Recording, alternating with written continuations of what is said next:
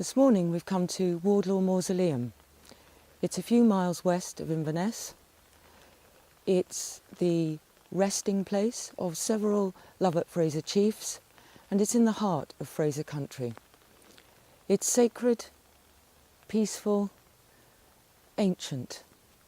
But in 1662, the peace of this place was shattered by an obscene event.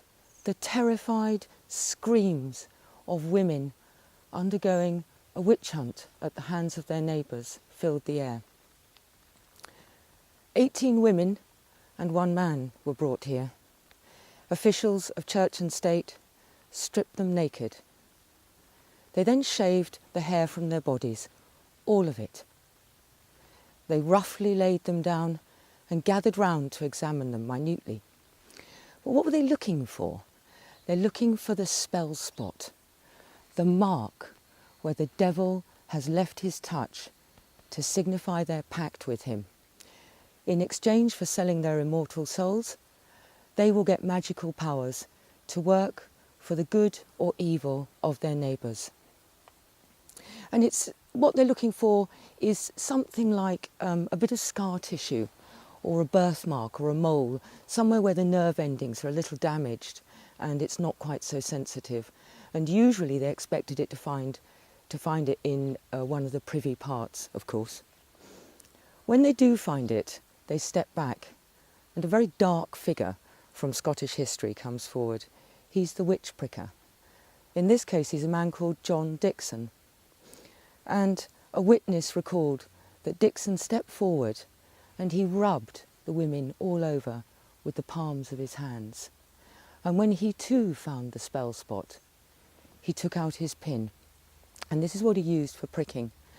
He then plunged it deep into their flesh to the head, and he asked them to find it.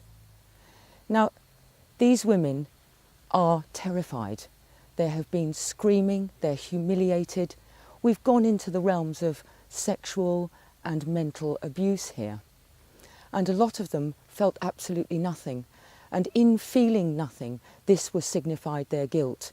It's as if the lack of physical feeling was somehow an analogy for a lack of moral and social feeling, and they must have made the pact.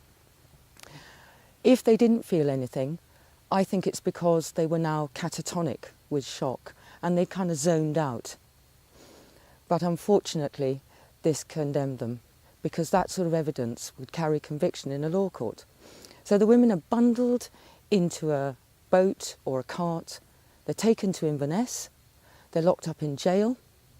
Some don't survive. They die of exposure and neglect. The rest are taken up into the court. They're tried, they're condemned, and they die. Utterly appalling.